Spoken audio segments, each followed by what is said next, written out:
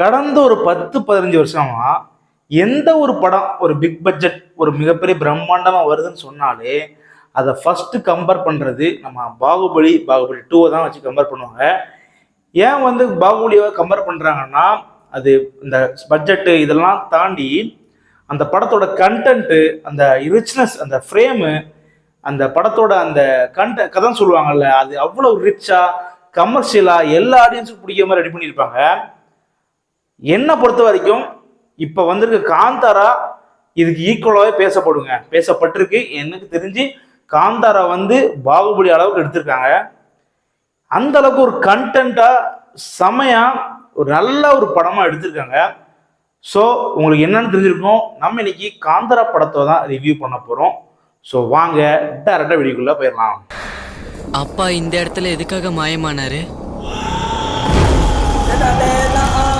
இதுதான் நம்ம மூலஸ்தானம். First of all நம்ம இந்த படத்துல என்ன பார்க்க போறோம்னா குவாலிட்டி, ப்ரொடக்ஷன் வேல்யூ. நான் ட்ரெய்லர் வந்திருப்போம் சொல்லியிருப்பேன், நீங்க பார்த்துருப்பீங்களான்னு தெரியல. ட்ரெய்லர் வந்து ஒவ்வொரு ஃப்ரேமே செம ரிச்சா இருக்குது. கண்டென்ட் மட்டும் நல்லா அமைஞ்சிட்டுனா இந்த படம் வந்து எங்கேயோ போயிடுன்னு அந்த மாதிரி ட்ரெய்லர் தான் நினைச்சிட்டு இருந்தேன். படம் ஃபுல்லுமே ரிச், செம்ம ரிச்சா, ஃப்ரேம் வந்து அழகா ஒரு பிரம்மாண்டம் சொல்லல, அந்த பிரம்மாண்டத்துக்கு வந்து ஈக்குவலா காட்டியிருப்பாங்க. அப்படியே இந்த டைகர் சீன்லாம் வச்சு செஞ்சிருப்பாங்க. அப்படியே சிஜிஐ எல்லாம் கொடுத்திருப்பாங்க. புவர் சிஜிஐக்கும் பெட்டர் சிஜிக்கு நான் ஒரு சாம்பிள் சொல்றேன். நீங்க இந்த புலி படத்துல நிறைய பழைய படத்துல பார்த்தீங்கன்னா புலியோட சீன்ஸ் வந்து ஜஸ்ட் வந்து அந்த புலியோட ஷேப்ஸ் எல்லாம் கொண்டு வந்திருப்பாங்க. ஆனா இப்போ வந்து அந்த ஒரு பெஸ்ட் சிஜி என்னன்னா அந்த புலியோட டெக்ஸ்டர், அதோட கண்ணு, அந்த முடி எல்லாமே இன்ச் பை இன்ச் செமையா பண்ணியிருப்பாங்க. அதுக்கு தான் அந்த படத்தோட பெரிய சிஜின்னு சொல்றேன். ஒரு சூப்பரான சிஜை. அப்புறம் ஒரு சின்ன குரங்கு வரும், அதோட சிஜை மான்னு.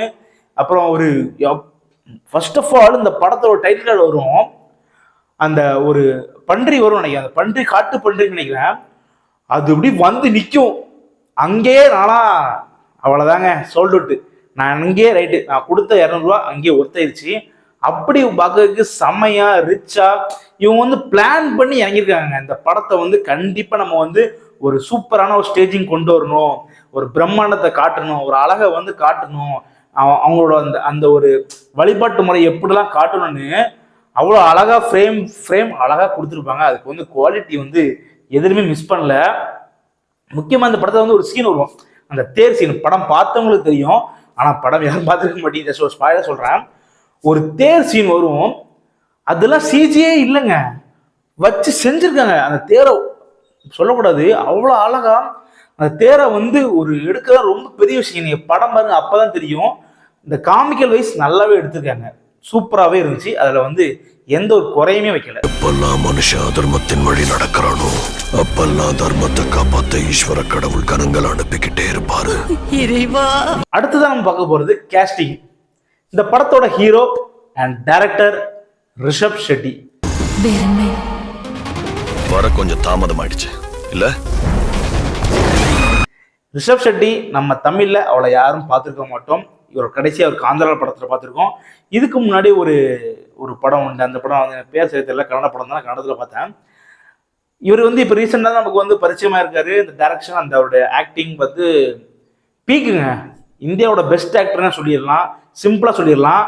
அந்த ஆக்டிங்லாம் வந்து குறைய சொல்லக்கூடாதுங்க. டைரக்டர் நம்ம சொல்லிடுறோம், டைரக்டரோட எவ்வளோ வேலைகள் இருக்கும். டைரக்டரையும் தாண்டி ஆக்டிங் நடிக்கிறது. இதுலேயும் நீங்கள் படத்துக்கு இந்த படத்துக்கு அவரோட பாடி டிரான்ஸ்ஃபர்மேஷன் பார்த்தீங்கன்னா ரொம்பவே டிஃப்ரெண்ட்டு. நல்ல உடம்பு மெருகேற்றிருக்காரு. அந்த ரோலுக்கு வந்து அவ்வளோ உடம்பு தேவைப்படுதுங்க. அதுக்காக செமையாவே ஏற்றி செமையாவே வந்திருக்காரு. அதுக்கு வந்து ரிஷப் ஷெட்டி ஒரு மிகப்பெரிய ஆட்சப் சொல்லணும். ஏன்னா அவர் இல்லைன்னா அந்த படம் கண்டிப்பாக இருக்காதுங்க, கண்டிப்பாக இருக்காது. ஏன்னா அவரோட மூளை தான் இந்த படத்தை வந்து ஒரு மிகப்பெரிய கொண்டு வந்திருக்குது. ரெண்டாவது ருக்மிணி வசந்த். அப்பா என்ன அழகுங்க, என்ன அழகு, ஃப்ரேம் அவங்களும் சொல்றேன்ல, அழகோ அழகு. படமே ஒரு அழகான ஒரு நல்ல ஒரு ப்ரொடக்ஷனுங்க, ஒரு நல்ல ஒரு அழகான ஒரு படங்க. ருக்மிணி வசந்தெல்லாம் செம்மையா இருந்தாங்க. நம்ம சொல்லக்கூடாது காஜின்னு இருப்பாங்க, ஆனால் கிளைமேக்ஸ் ஒரு ட்விஸ்ட் இருக்கும். அதெல்லாம் நீங்கள் போய் மிஸ் பண்ணியாங்க, தியேட்டரில் போய் பாருங்க. அப்போ தான் அது வந்து எவ்வளோ உங்களுக்கு தூக்கி வாரி போட்டுரும். எனக்குலாம் தூக்கி வாரி போட்டுருச்சு. அதெல்லாம் பாருங்க. அதெல்லாம் வந்து இமேஜ் நான் பண்ணும்போது நான் சொல்றது உங்களுக்கு லூசுத்தனமாக இருக்கும். நீங்கள் படம் தியேட்டரில் போய் பாருங்க, அப்போ தான் அதை நீங்கள் ஒவ்வொன்றுமே என்ஜாய் பண்ணுவீங்க. நான் சொல்றது எல்லாமே ஞாபகம் வச்சுட்டு போங்க. அப்போ படத்தை வந்து நல்லா என்ஜாய் பண்ணுவீங்க. அடுத்ததா ஜெயராம். ஜெயராம் சார் வந்து ஒரு மலையாளத்தில் ஒரு மிகப்பெரிய ஆக்டர், நம்ம இந்தியாவில் ஒரு பேன் ஆக்டர். அவரை வந்து சூப்பராகவே யூஸ் பண்ணியிருந்தாங்க. சரி, இந்த 3 ஆக்டர் இவங்க தான் அதிகபட்சமான ஒரு பெரிய ஆக்டர்னு வச்சுக்கோங்களேன், பெரிய ஒரு கேஸ்டிங் வச்சுக்கோங்களேன். இது தவிர நிறைய கேஸ்டிங் செம்மையா ஸ்கோர் பண்ணியிருப்பாங்க. எல்லாருக்குமே அந்த பழங்குடியினர் அந்த கெட்டப்பா இருக்கட்டும், அந்த லுக்காகட்டும், அவங்களோட ஒரு 2 பேர் வருவாங்க, அப்பா பையன் ரோலு. அவங்கெல்லாம் தேட்டரை சரி, அவங்க இல்லாட்டி படமே இல்லை அப்படி இருக்கும். நல்ல ஒரு ஃபன்னாக இருக்கும். அதுலேயும் அந்த பையனுக்கு ரோல் வந்து அவர் வந்து இப்போ நம்ம கூட இல்லை, அவர் வந்து ஆல்ரெடி பாசிட்டிவ் ஆகிட்டார் ஹார்ட் அட்டாக்ல. ஸோ அதை அந்த வருத்தத்தை நம்ம சரி வச்சுக்கலாம். அவரெல்லாம் அழகாக செம்மையாக காமெடி பண்ணியிருந்தாரு. அவரெல்லாம் நல்லா வந்திருக்க வேண்டிய ஆளு. சரி, ஓகே. நெக்ஸ்ட் நம்ம பார்க்க போகிறது ப்ரொடக்ஷன் வேல்யூ. பாகுபலி பார்க்குறோம். பாகுபலியோட ப்ரொடக்ஷன் 500 கோடி. அதுக்கப்புறம் நிறைய படம் வந்தது. பொன்னியின் செல்வன் 500 கோடி, கங்குவா 400 கோடி, இப்படின்னு இந்த பட்ஜெட் வந்து எல்லாருமே ஒரு ஃபிக்ஸ் பண்ணி அதை ஒரு ப்ரொடக்ஷன் வேல்யூ ஆக்கி அதை வந்து ஒரு ஒரு எப்படி சொல்றது, அதை ஒரு ப்ரொமோஷன் பண்றாங்க. இந்த படத்தோட பட்ஜெட் வெறும் 125 கோடிங்க. 1000 கோடி எடுத்த பாகுபலிக்கும் இந்த 125 கோடி காந்தாராக்கும் ரொம்பலாம் பெரிய டிஃபரன்ஸ் இல்லைங்க, கொஞ்சம் தான் டிஃபரன்ஸ். அந்த அளவுக்கு அந்த 125 கோடி எவ்வளவு யூஸ் பண்ணிருக்காங்கன்னு இந்த படத்தை நீங்க பாப்பீங்க. ஏன்னா நான் படம் பார்த்துட்டு வந்து இந்த படத்தோட பட்ஜெட் எவ்வளோடா இருக்கும் அப்படி யூஸ் பண்ணிக்கிங்கன்னு கேட்டா யாரா ப்ரொடக்ஷன் பார்த்தா கொம்பாலே ஃபிலிம்ஸ். அவங்க தான் அந்த படத்தோட ஒரு மிகப்பெரிய ப்ரொடக்ஷன், அந்த ஒரு பேக் போன்னு சொல்லலாம். 125 கோடிங்க. வெறும் 125 கோடியில இவ்வளவு பெரிய பிரம்மாண்டத்தை பார்க்கும்போது எனக்குலாம் பொன்னியின் செல்வன் என்னடா பண்ணிருப்பாங்க நம்மளப்போ. பொன்னியின் செல்வன்னா ஒரு மிகப்பெரிய பித்தலாட்டம் அப்படிதான் சொல்லணும். ஏன் சொல்றேன்னா அவ்வளவு ஒரு பொன்னியின் செல்வன் வந்து நிறைய நான் வந்து எதிர்பார்த்தேங்க. அந்த படத்துல வந்து அந்த படம் கதையோ எனக்கு எதுவுமே தெரியாது. அந்த படத்தை ஸ்கிரிப்டோ அந்த புக்கை பத்தி எதுவுமே நான் படிச்சது இல்லை. ஒரு வார் சீன்லாம் எப்படி இருக்க போகுது, நம்மளோட மைண்ட் எப்பவுமே என்ன யோசிக்கும், பாகுபலி, கேம் ஆஃப் த்ரோன்ஸ் இப்படின்னு, வைக்கிங்ஸ் இப்படின்னு தான் யோசிக்கும். நம்ம இதெல்லாம் கம்பேர் பண்ணி அங்கே போகும்போது அங்கே வந்து எப்படின்னா சிம்பிளா ஒன்று சொல்றேன், அது வந்து உங்களுக்கு புரியுமான்னு தெரியல. ஒரு வார் சீன் நடக்குங்க பொன்னியின் செல்வன்ல. அங்க வந்து ரொம்பவே கூட்டம் கம்மியா இருக்கும். கூட்டம் கம்மியா இருக்கிறது வந்து நம்ம சொல்ல என்னடா இது கூட்டத்துக்கு நம்ம என்ன செய்ய முடியும்னு சொல்றீங்க. ஆனா ஒரு வாருனா அங்க வந்து ஒரு கூட்டம் இருக்கணும், அந்த படைகள் வந்து அப்படி காட்டணும், அப்படிதான் நம்ம பார்த்துருக்கோம். ஸோ அதுல வந்து இந்த பொன்னியின் செல்வன் வந்து ஏதோ 4 பேர் சண்டை போடுற மாதிரி கட்டிருப்பாங்க. ஆனா இங்கேயுமே அவ்வளவு பேர் தான் யூஸ் பண்ணியிருப்பாங்க. ஆனா ஃப்ரேம்ல வந்து அவ்வளவு ஒரு ஆர்மி சீன்னா ஒரு சண்டை காட்சினா எப்படி இருக்குன்னு செம்மையா பண்ணியிருப்பாங்க. அதெல்லாம் வந்து ஒன் ஆஃப் தி பெஸ்ட்டுங்க இந்தியன் சினிமாவில். ஒரு நல்லாவே பண்ணியிருக்காங்க. அதெல்லாம் ஒரு மிகப்பெரிய ஆன்சர் சொல்லணும். ஏன்னா இவ்வளோ சின்ன கேஸ்டிங்கு, இவ்வளோ சின்ன கேரக்டர்ஸ்லாம் வச்சுட்டு ஒரு வார் சீன் எடுக்கிறதுலாம் பெரிய விஷயங்க, ரொம்ப பெரிய விஷயம். நீங்கள் படம் பாருங்க, இதெல்லாம் மிஸ் பண்ணிடாதீங்க.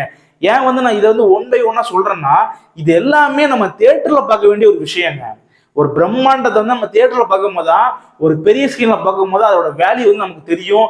நம்ம வந்து ஒரு எக்ஸ்பீரியன்ஸ், நல்ல ஒரு எக்ஸ்பீரியன்ஸ் பண்ணலாம். அதுக்காக சொல்கிறேன், தியேட்டரில் போய் பாருங்க.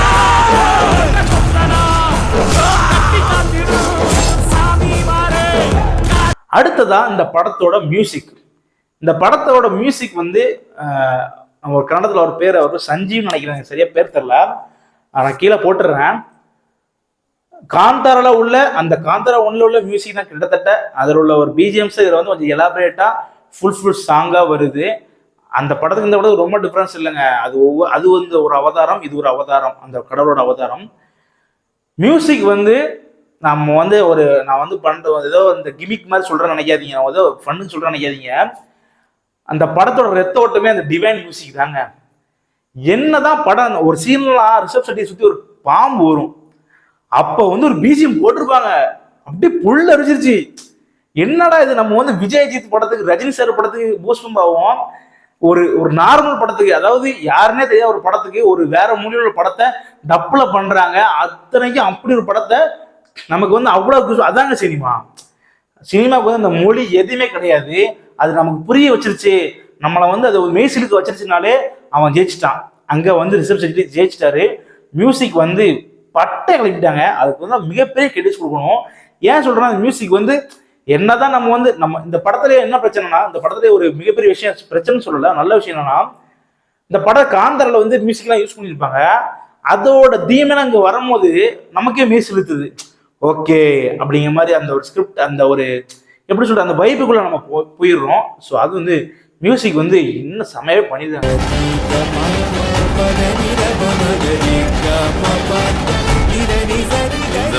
கடைசியா ஸ்டோரிங்க, ரொம்ப பெரிய ஸ்டோரிலாம் இல்லைங்க. கங்குவா பார்த்துருக்கீங்களா? கிட்டத்தட்ட அந்த ஸ்டோரி தான். ஆனால் அதை கொண்டு வர்ற விதம் இருக்குல்ல, அதாவது ரிஷப் ஷெட்டிங்கிற ஒரு மனுஷன் அவனோட நாட்டில் உள்ள அவனோட ஊரில் உள்ள வழிபாட்டை எந்த அளவுக்கு வெளியே காட்டியிருக்காங்கிறதா இந்த படமே.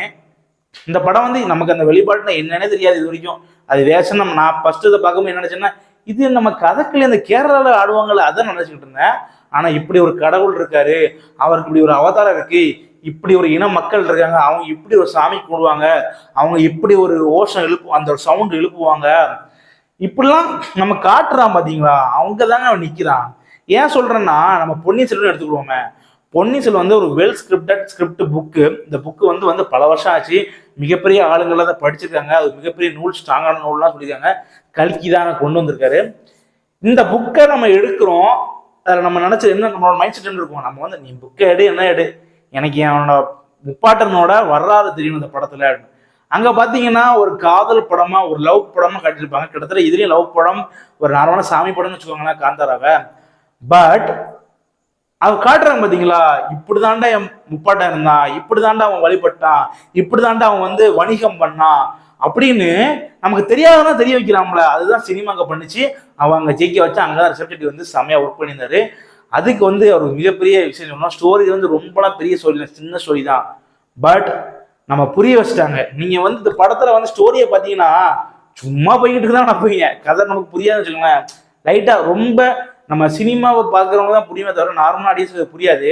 ஆனா அவன் கொண்டு போறான் வேகமா, வா இந்த சீன் இதை பாரு, இங்க இதை பாரு, இங்க பாரு சிவன் வராரு, இங்க பாரு நந்தி சீன்லாம் சூப்பராகவே இருந்துச்சு. அது வந்து ஒரு காமிக்கல் எலிமெண்ட்டுங்க, ஒரு குழந்தைகளுக்கு பிடிக்கிற காமிக்கல் எலிமெண்ட், அதெல்லாமே செமையா பண்ணியிருந்தாங்க. சரி, ஓகே, கடைசி எண்டுக்கு வருவோம். இந்த படம் யாரெல்லாம் பார்க்கலாம்னா, 6 வயசுல உள்ள பையனும் பார்க்கலாம், 60 வயசுல உள்ள தாத்தாவும் பார்க்கலாம். ஏன்னா அப்படி ஒரு படம், நல்ல ஒரு படங்க. மனசு நிறைஞ்சது. ஏன்னா சொல்றேன், நான் வந்து ஃபர்ஸ்ட் ஒரு டைட்டில் வருவோம், டைட்டில் கார்டுலேயே மனசு நிறைஞ்சிச்சு. அங்க ஒரு சிஜிஐ பண்ணியிருப்பாங்க.